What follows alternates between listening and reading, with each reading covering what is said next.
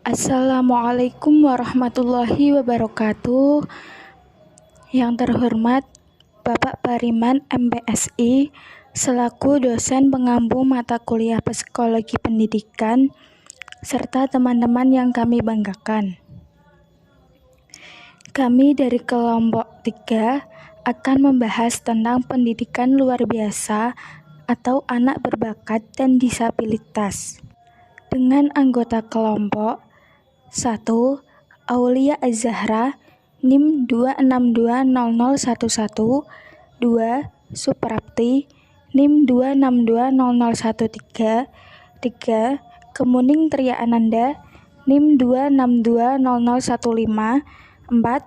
Putri Latif Salamah, NIM 2620016.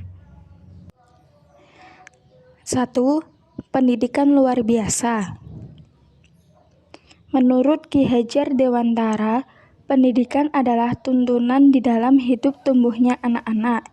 Adapun maksudnya, pendidikan menurut segala kekuatan kodrat yang ada pada anak-anak itu, agar mereka sebagai manusia dan sebagai anggota masyarakat dapat mencapai keselamatan dan kebahagiaan setinggi-tingginya.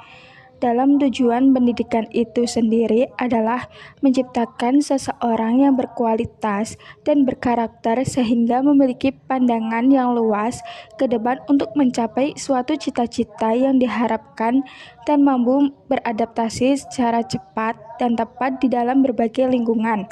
Pada sistem pendidikan di Indonesia, terdapat berbagai macam pendidikan, di antaranya salah satu pendidikan khusus. Bentuk dari pendidikan khusus seperti pendidikan luar biasa atau PLB dengan bentuk sekolah yang bernama Sekolah Luar Biasa atau SLB, di mana Indonesia sekolah luar biasa bagi anak yang berkebutuhan khusus baru mendapat perhatian setelah Undang-Undang Nomor 4 Tahun 1950 yang kemudian menjadi Undang-Undang Nomor 12 Tahun 1954 tentang pendidikan dan pengajaran bagi anak berkelainan dan wajib belajar bagi tunanetra, maka SLB yang diselenggarakan sangat pesat. 2. Anak berbakat.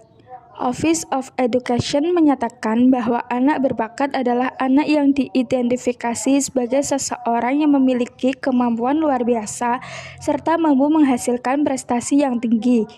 Anak-anak ini memerlukan program dan pelayanan pendidikan yang berdiferensiasi di luar yang umumnya diberikan dalam program reguler untuk dapat merealisasikan kontribusi mereka kepada diri sendiri dan masyarakat. 3. Pendidikan anak berbakat. Pendidikan anak berbakat merupakan bagian integral dari sistem pendidikan pada umumnya. Melalui kekhususan pelayanan pendidikan, anak memperoleh kesempatan untuk berkembang sesuai potensinya. Dengan begitu, mereka akan menjadi seseorang manusia yang mandiri, produktif, dan kontributif, yaitu mampu memberi kontribusi yang sangat berarti bagi peningkatan kualitas kehidupan bersama. Pemerintahan Indonesia memberikan beberapa kebijakan dalam bentuk program langsung maupun perundang-undangan terhadap pendidikan bagi anak berbakat. Beberapa program atau kebijakan pemerintah itu diantaranya sebagai berikut. 1. Pada tahun 1974 diluncurkan program pemberian beasiswa bagi para siswa SD, SMP, SMA, dan SMK yang berprestasi tinggi tetapi lemah keadaan ekonominya. 2. Pada tahun 1984 dibuka program uji coba sekolah perintisan anak berbakat tingkat SD, SMP, dan SMA di daerah perkotaan atau Jakarta dan daerah pedesaan atau Cianjur. Program uji coba ini memberikan pelayanan berupa pengayaan alam atau IPA, ilmu pengetahuan sosial atau IPS, dan matematika. Program ini diberikan di kelas khusus di luar kelas reguler pada waktu-waktu tertentu. 3. Dalam Undang-Undang Nomor 2 Tahun 1989 tentang Sistem Pendidikan Nasional, pada Pasal 8 Ayat 2 dikemukakan bahwa warga negara yang memiliki kemampuan dan kecerdasan luar biasa berhak memperoleh perhatian khusus. 4. Pada Peraturan Pemerintah Nomor 28 Tahun 1990, Pasal 15 dikemukakan bahwa 1. Pelayanan pendidikan bagi siswa yang memiliki kemampuan dan kecerdasan luar biasa dapat diberikan melalui jalur pendidikan sekolah dan jalur pendidikan luar sekolah. 2. Pelayanan pendidikan bagi siswa yang memiliki bakat istimewa dan kecerdasan luar biasa melalui jalur pendidikan sekolah dapat diberikan dengan penyelenggarakan program percepatan, program khusus, program kelas khusus, dan program pendidikan khusus. Pembahasan yang keempat adalah anak berkebutuhan khusus. Anak berkebutuhan khusus atau dulu disebut sebagai anak luar biasa didefinisikan sebagai anak yang memerlukan pendidikan dan layanan khusus untuk mengembangkan potensi kemanusiaan mereka secara sempurna. Anak luar biasa juga dapat didefinisikan sebagai anak yang berkebutuhan khusus.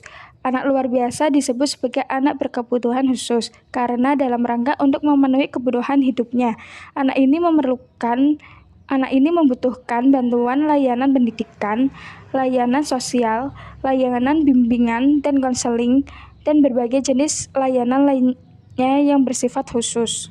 Gerhardt dalam Mengunsong 2009 menyatakan bahwa seseorang anak dianggap berkelainan bila memerlukan persyaratan pendidikan yang berbeda dari rata-rata anak normal dan untuk dapat belajar secara efektif memerlukan program, pelayanan, fasilitas, dan materi khusus.